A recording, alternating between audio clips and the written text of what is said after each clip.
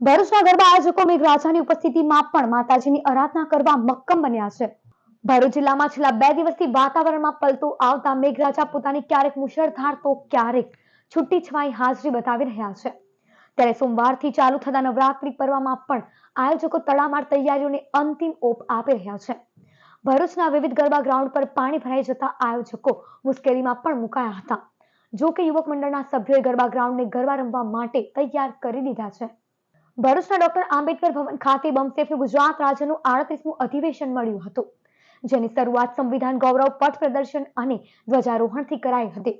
કાર્યક્રમમાં UNGCNIના સંજીવ શર્મા, સંદીપ પંચાલ, રશ્મિ ગૌતમ, સરવીદ રામ, પ્રકાશ ડાભી, સંજય મોહિતે, કિરણ જોગડિયા, RL ધ્રુવ સહિતના મોટી સંખ્યામાં ઉપસ્થિત રહ્યા હતા.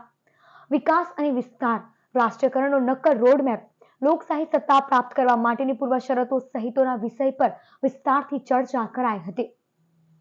બામસેફ સંગઠન મૂળ નિવાસી મહાપુરુષોની વિચારધારાનું સંગઠન છે અને વ્યવસ્થા પરિવર્તનની વિચારધારાનું સંગઠન છે અને રાષ્ટ્રીય પ્રોગ્રામ અંતર્ગત આજે ભરૂચને ગુજરાતનું અધિવેશન આપવામાં આવેલું છે.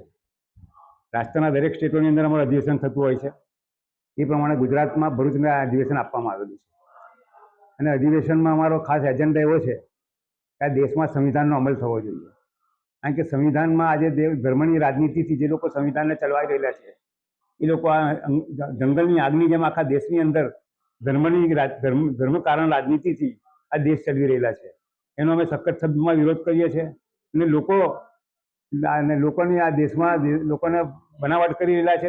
દેશના લોકો જોડે ખતરનાક પરિસ્થિતિ પેદા કરી રહેલા છે. દેશના લોકો જોડે છેતરપિંડી કરી રહ્યા છે.